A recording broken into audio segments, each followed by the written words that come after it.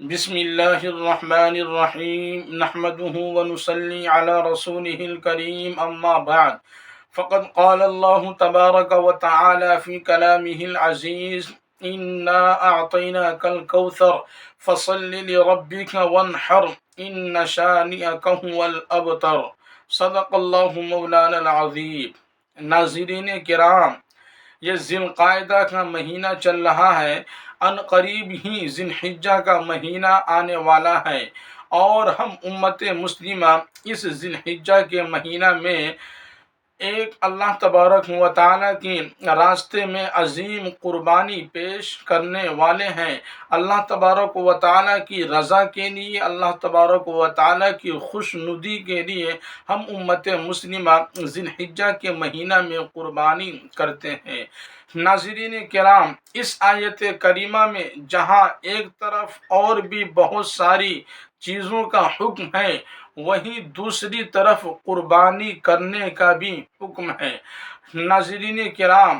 اسی لیے ہم امت مسلمہ پر لازم اور ضروری ہے یہ جاننا کہ ہم میں سے کن کے اوپر قربانی واجب ہے اور کن لوگوں کے اوپر قربانی واجب نہیں ہے، تاکہ کہیں ایسا نہ ہو کہ ہمارے اوپر قربانی واجب ہو اور قربانی کا علم نہ ہونے کی وجہ سے اور قربانی کے وجوب کا علم نہ ہونے کی وجہ سے ہم قربانی نہ کریں، جس کی وجہ سے ہم گنہگار ہو جائے، جس کی وجہ سے ہم عذاب کے مستحق ہو جائے۔ ناظرین کرام، آج میں آپ حضرات کی خدمت میں ان شرطوں کو پیش کروں گا اور آپ حضرات کی خدمت میں ان شرطوں کو رکھی جائے گی جن کی وجہ سے آدمی کے اوپر قربانی کرنا لازم اور ضروری ہوتا ہے۔ تو ناظرین کرام، آئیے دیکھتے جائیے کہ وہ کون کون سی شرطیں ہیں جن کے پائے جانے کی وجہ سے ایک انسان کے اوپر قربانی کرنا لازم اور ضروری ہوا کرتا ہے۔ تو دیکھیے، 4 ایسی شرطیں ہیں جن کے پائے جانے کی وجہ سے قربانی واجب ہوتی ہے۔ اگر کسی بھی شخص کے اندر یہ 4 شرطیں پائی جائیں گی تو پھر اس شخص پر قربانی واجب اور لازم ہوگی، نہ کرنے کی وجہ سے وہ شخص گنہگار ہوگا۔ ناظرین کرام، سب سے پہلی شرط ہے وہ یہ کہ آزاد ہونا، یعنی اس سے پتہ چلا کہ قربانی صرف آزاد ہی آدمی پر لازم اور ضروری ہے، کسی غلام پر قربانی واجب نہیں ہے۔ لیکن ایک بات یاد رکھیں کہ اس وقت میں ہر ایک آدمی آزاد ہی ہے، کوئی بھی شخص غلام نہیں ہے۔ ناظرین کرام، اسی طریقے سے دوسری جو شرط ہے وہ مسلمان ہونا، لہذا قربانی صرف اور صرف مسلمانوں پر ہی واجب ہے، غیر مسلموں پر قربانی واجب اور لازم نہیں ہے۔ اسی طریقے سے تیسری جو شرط ہے وہ یہ کہ ایام قربانی میں، یعنی قربانی کے دنوں میں مقیم ہونا۔ قربانی کے 3 دن ہوا کرتے ہیں، 10 ذی الحجہ، 11 ذی الحجہ، 12 ذی الحجہ۔ تو قربانی کے دنوں میں مقیم ہونا، اس سے پتہ چلا کہ اگر کوئی شخص قربانی کے دنوں میں مقیم نہ ہو بلکہ کوئی شخص مسافر ہو تو پھر مسافر آدمی پر قربانی کرنا لازم اور ضروری نہیں ہے، بلکہ قربانی کرنا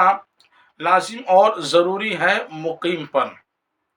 اسی طریقے سے چوتھی جو شرط ہے وہ یہ کہ ایام قربانی میں، یعنی قربانی کے دنوں میں نصاب کے بقدر مال کا مالک ہونا،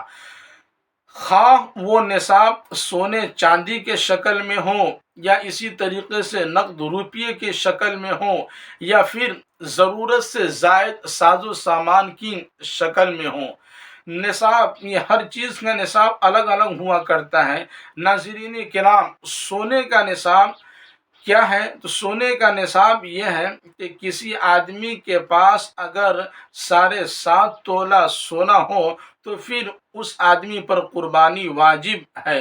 اسی طریقے سے کسی آدمی کے پاس سونا تو نہ ہو لیکن چاندی ہو، تو اگر کسی کے پاس اگر ساڑھے 52 تولہ چاندی ہو تو پھر اس شخص پر بھی قربانی واجب اور ضروری ہے۔ اسی طریقے سے کسی آدمی کے پاس نہ مکمل طور پر چاندی ہو نہ مکمل طور پر سونا ہو، لیکن کچھ سونا ہو کچھ چاندی ہو، تو اب ان دونوں کو ملانے کے بعد یہ دیکھا جائے گا کہ ان دونوں کی قیمت ساڑھے 52 تولہ چاندی کی قیمت کے بقدر ہو رہی ہے یا نہیں۔ اگر ان دونوں کو ملا کر ساڑھے 52 تولہ چاندی کی قیمت کے بقدر قیمت ہو جا رہی ہے تو پھر اس صورت میں بھی قربانی واجب اور لازم ہوگی۔ اسی طریقے سے اگر ان دونوں چیزوں کو یعنی سونا اور چاندی کو ملانے کے بعد قربانی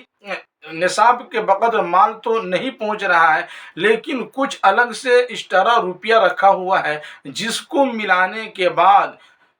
نصاب کے بقدر مال ہو جا رہا ہے، نصاب کے بقدر مال پہنچ جا رہا ہے، تو پھر اس صورت میں بھی قربانی واجب اور لازم ہوگی۔ اسی طریقے سے اگر کسی آدمی کے پاس مال تجارت ہو تو مال تجارت ہونے کی بھی وجہ سے قربانی واجب اور لازم ہے، اور کسی آدمی کے پاس اگر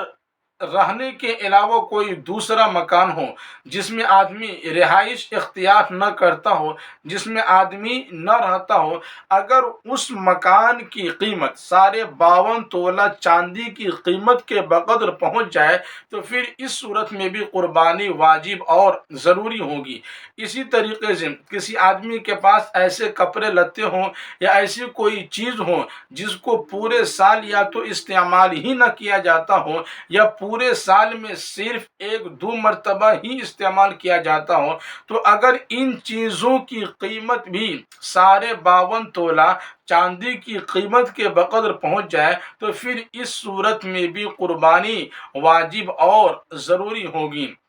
ناظرین کرام، سونے چاندی کی قیمت میں سونے کی قیمت کا اعتبار نہیں کیا جاتا ہے بلکہ چاندی کی قیمت کا اعتبار کیا جاتا ہے۔ لہذا اگر کسی صوبہ میں ہو کسی اسٹیٹ میں ہو، اگر چاندی ساڑھے 52 تولہ چاندی کی قیمت مثال کے طور پر 36,000 روپیہ ہوتا ہو، تو وہاں کے رہنے والے لوگوں کے پاس اگر 36,000 روپیہ ایکسٹرا ہو، سونا چاندی نہ ہو بلکہ صرف اور صرف 36,000 ہی روپیہ ایکسٹرا ہو، تو پھر اس صورت میں بھی مذکورہ شخص پر قربانی لازم اور واجب ہوگی۔ ناظرین کرام، یہ وہ شرطیں ہیں جن کے پائے جانے کی وجہ سے قربانی کرنا لازم اور ضروری ہے۔ اللہ تبارک و تعالیٰ سے دعا کریں کہ اللہ تبارک و تعالیٰ ہم امت مسلمہ کو دین کی صحیح سمجھ بوجھ کی توفیق نصیب عطا فرمائے۔ آمین۔ وآخر دعوانا الحمدللہ رب العالمین۔